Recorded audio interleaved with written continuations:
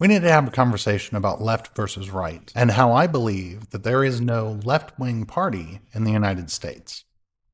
In order to understand that, let's take a quick look at history.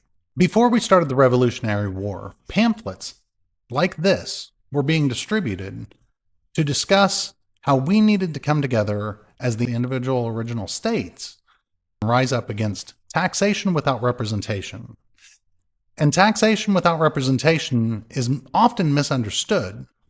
It was originally talking about taxation that was taken from us to fuel the endeavors of the British Empire. That allowed them to socialize, through taxation, their war and resource theft around the world.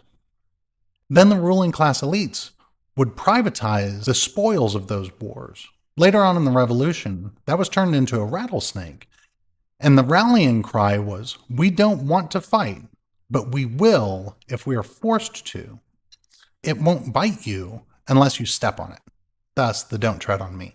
That revolutionary energy, since the French were over here fighting with us and helping us to fund that war, was taken home to France. That resulted not entirely because of our revolution, but it certainly helped when those vets went home and they decided to look into their ruling class and whether they were getting a fair shake from their government. Now the terms left and right come into being. Your position in seating, just like it is in our House and our Senate, is the left wing is more proletariat, and the right wing, or the conservatives, were the ones who wanted to keep the royalty in place, their divine right to rule, so to speak. They didn't want to change anything. So it was the left wing that rose up against the royalty, the ruling elite class in France, similar to what we had done with that same revolutionary energy. So I would argue that the revolutionary energy that we should have in the United States as our core tenet, as our core belief, is a left-wing ideology where we want a government that works for us, of, by, and for the people. This is an article from 2019 about the Yellow Vest protests in France. They held on to that revolutionary ideology, and in 2019, when they were talking about raising the retirement age, they came out into the streets in the tens of thousands to protest overreach by their government. Sad to say, that revolutionary energy doesn't really exist in our country anymore. And we've traded a king with lords and ladies of that old ruling elite class for a new ruling elite class in the form of corporations. If our revolution was over taxation, which socialized warfare for resource theft, only to privatize those gains for, back then, the ruling class elites and the king and all of his lords and ladies, now it is privatized in the hands of corporations like ExxonMobil or BP or Boeing or Lockheed Martin, all businesses that are propped up on our backs.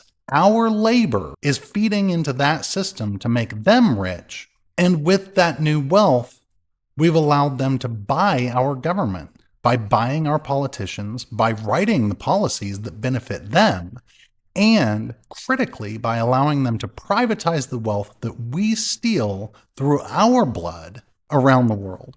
And just today, this story came out, and this couldn't be a more American story. Inner Bay Starbucks location closes as what could be the largest, longest Starbucks strike reaches day 4. Starbucks workers are on strike, and people are angry at them because they have unionized and they don't want to serve coffee for unlivable wages. The reason that this strike started is working conditions and wages, yes. However, Starbucks just paid their brand new CEO $96 million for his first 4 months of service. An average Starbucks worker would have to work at Starbucks for over 6,000 years to make that much money.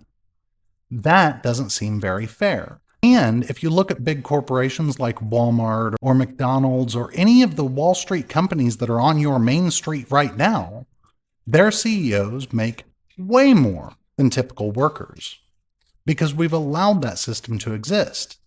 And the employees of those big corporations a lot of times are on food assistance through SNAP, or they require Medicaid benefits.